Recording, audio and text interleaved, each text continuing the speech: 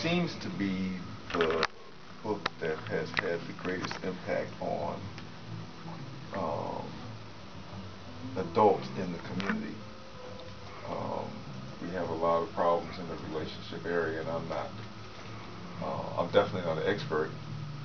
I will say that I've been married to a beautiful woman inside. Beautiful African woman. We got to pre-qualify for some folks. I'm sorry.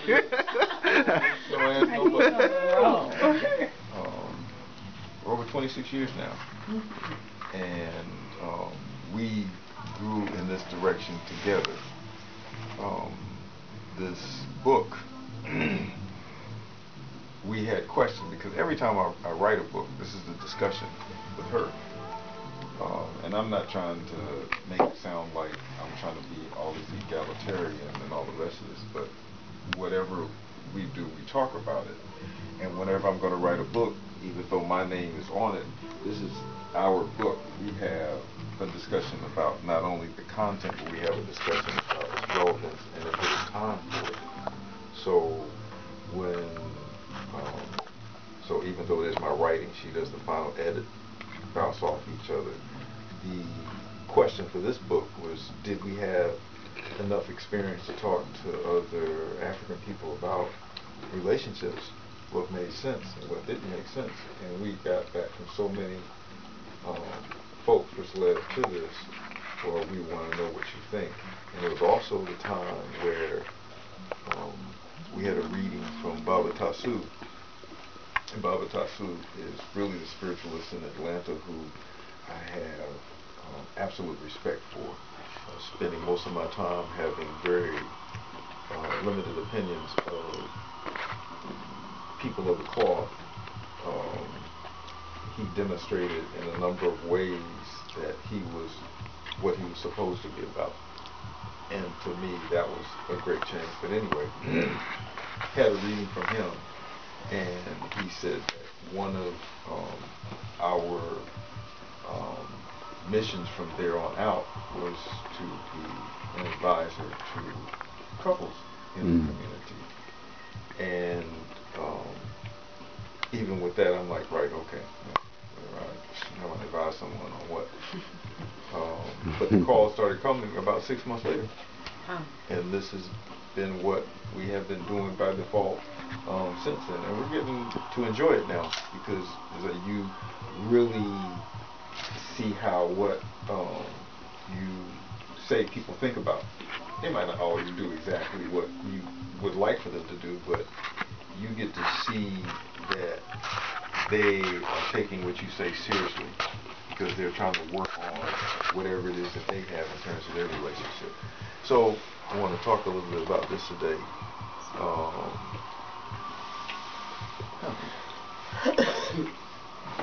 So we don't know who you are. Okay. Well, I think let me kind of do a little ad hoc kind of thing, because as I was saying about Baruti, the sisters here had a discussion a few months ago on male-female relationships. I wish we had that information. That would have been a good kind of way to, expand a little bit. What did you want from it? What information? Because I might have it. If you can print it, that'll be good. But just in terms of the state of our relationships, now, as I was telling you, there's some major pushes and shifts that are happening that cause us to be like at each other's throats in many senses.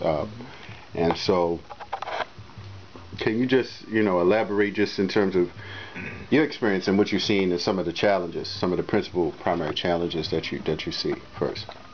Okay. And before I do that, I want to say thank you very much for today, for yesterday here.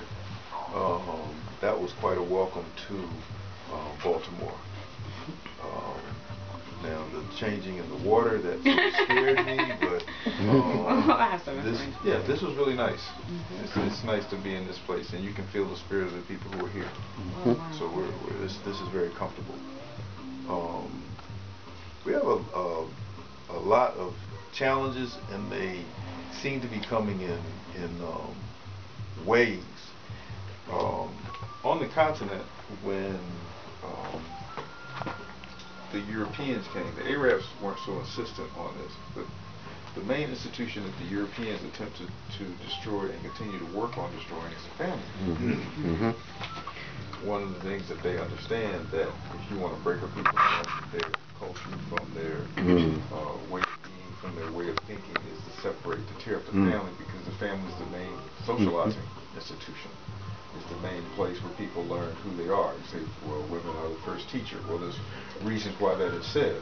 Beyond just teaching the ABCs and 1, 2, 3, it has to do with women being the ones, because they are nurturers who can give the children a greater sense of who they are, particularly in terms of their character. So if you can destroy the family, then you can destroy the people. If you want to change the people, then you change their children. You don't focus so much on the adults. You can change the children, and that's the end of the discussion. Because if you first separate, and I'll elaborate on one point a little bit, but if you separate the children from the parents, or you separate you make the parents so that they cannot influence the children in a positive, progressive way, but you become the main instrument of socializing them, then they think the way that you want them to think. And because the parents don't have the control over the children in terms of socializing, in terms of their opinion, then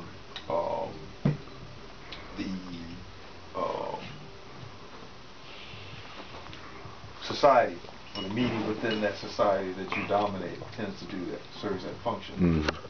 So when those children come of age, that's what they know. They don't know you, and that's what they teach to their children.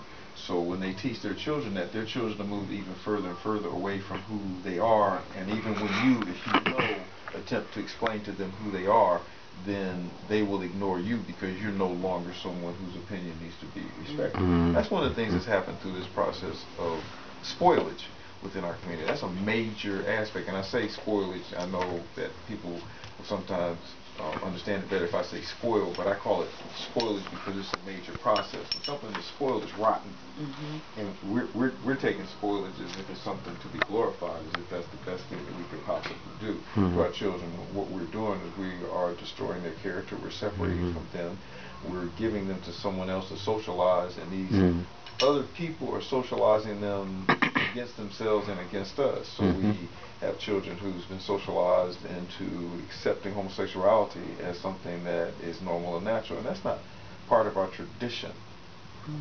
That's not to say it's not part of their tradition, because it is very much a part of their tradition, but it's not part of our tradition, and it's not part of our tradition for some major reasons. One of those reasons, which to me is self-evident, is African people are family and child-centered. That is the first and foremost priority for African people. Homosexuality, in its roots and its origins, in its classic state, when you look at Greece and Rome, is primary pedophilic. That's adult violation of children. You cannot have that in a society that loves and adores children and family, because that destroys that relationship.